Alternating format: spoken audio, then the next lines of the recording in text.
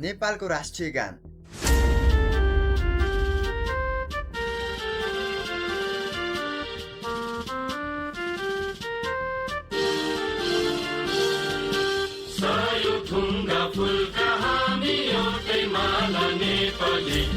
नेपाल एक बहुधार्मिक देश हो जहाँ विभिन्न मानिसहरू बस्छन्। हिन्दू, मुस्लिम, इसाई, किरात आदि मानिसहरूको बसोबास गर्छ।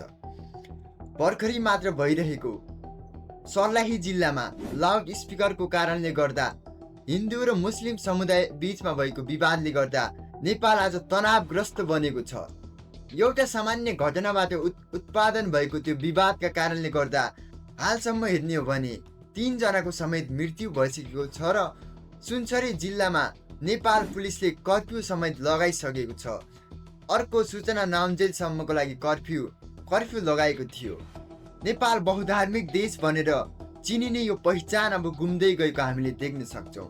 एउटा सामान्य घटनाले गर्दा यस्तो विवाद उत्पन्न भएको छ जुन हिन्दू र मुस्लिम बीच धर्म बीच आफ्नो भेदभाव भएको छ र मानिसको रगत रातो नै हुन्छ। हिन्दू या मुस्लिम जुन धर्मको मान्छे भए पनि सबैले मान्ने परम्परा, रीतिरिवाज र चालचलन फरक भए पनि हामी मान्छे बीच किन भेदभाव र अझै हाम्रो धर्मप्रति किन यस्तो भेदभाव भइरहेको छ, यस विषयमा प्रधानमन्त्रीले पनि केही कुरा बोलेका छन्। केही दिन अघि सुनसरीको देवानगञ्ज, सिराहा लगायतका स्थानमा भएको दुःखद घटना र त्यसपछि केही जिल्लाहरूमा उत्पन्न अशान्त वातावरणलाई लिएर नेपाल सरकार पूर्ण रूपमा गम्भीर र संवेदनशील छ। यस दुःखद घटनामा परि निधन हुनुभएका हाम्रा नागरिकहरू जयप्रकाश मेहता, ओम प्रकाश मेहता र गणेश यादवप्रति म भावपूर्ण श्रद्धाञ्जली अर्पण गर्दछु। र यस्तै गरी नेपाल पुलिसले एउटा भिडियो अपलोड गरेको थियो, जुन भिडियो हो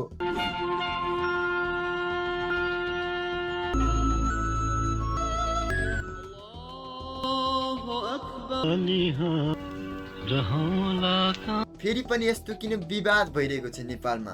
इन्डियाको मिडियाहरूले नेपालको बारेमा यस्तो चर्चा चलाइसक्यो कि नेपाल जलिरहेको छ भनेर। खबर पड़ोसी देश नेपाल में भड़की सांप्रदायिक हिंसा की, जिसकी चपेट में अब नेपाल के कई जिले आ गए। नेपाल के सुनसरी में भड़की सांप्रदायिक हिंसा अब कई शहरों तक फैल चुकी है। हुन पनि हो, एउटा सामान्य घटनाको कारणले उत्पन्न भएको दुई समुदाय बीचको एउटा सामान्य घटनाको कारणले गर्दा उत्पन्न भएको दुई समुदाय बीचको विवाद एउटा नेपालको लागि तनावग्रस्त रूपमा उपस्थित भइसकेको छ। यस्तै हुने हो भने नेपालको अबको हालत के हुनेछ, जुन राष्ट्रिय गान थियो।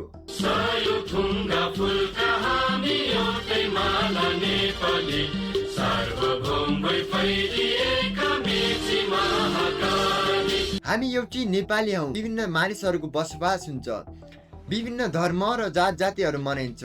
नेपालमा करिब 142 वटा जाति र 124 वटा विभिन्न भाषाहरू बोलिन्छ। तिनीहरूको आफ्नै पहिचान छ आफ्नो समुदायमा। त्यसकारण हामीले किन फेरि विवाद गर्नु परेको? सर्लाही जिल्लाको त्यही कुरालाई हामीले हेर्ने हो भने सामान्य घटना थियो, हामीले त्यति बेला स्थगित गर्न सक्थ्यौँ त्यस घटनालाई। तर हिन्दू र मुस्लिम बीच भएको यस घटनाले गर्दा घटना अझै बढिरहेको छ। तराई क्षेत्रमा यस्ता घटनाहरू कयौं हामीले देख्न सक्छौं। जस्तै 2081 सालको चैत्र 30 गते वीरगञ्जमा हनुमान जन्मोत्सव मनाउने क्रममा हिन्दू र मुस्लिम दुई समुदाय बीच हिंसात्मक झडप हुँदा कर्फ्यू नै लगाउने स्थिति आयो। 2081 सालको वैशाख 5 गते विराटनगरमा रामनवमी मनाउने क्रममा दुई समुदाय बीच यस्तै झडप भयो। र अझै साउन 10 गते भएको लाउड स्पिकरका कारणले गर्दा हिन्दू र मुस्लिम बीचको तनावग्रस्त त्यो परिस्थितिलाई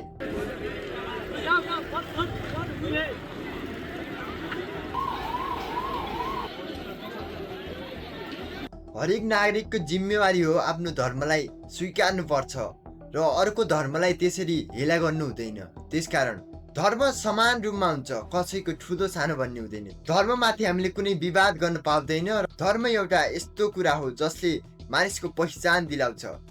आफ्नो समुदायमा त्यसको भ्यालु हुन्छ र जसले गर्दा धर्मको महत्त्व हुन्छ। त्यसकारण हिन्दू र मुस्लिम बीच भएको त्यो विवादका कारणले गर्दा अनुसन्धान अझै पनि जारी नै छ र यो घटनामा कसलाई दोषी ठहराउने भन्ने अझै पनि थाहा भएको छैन।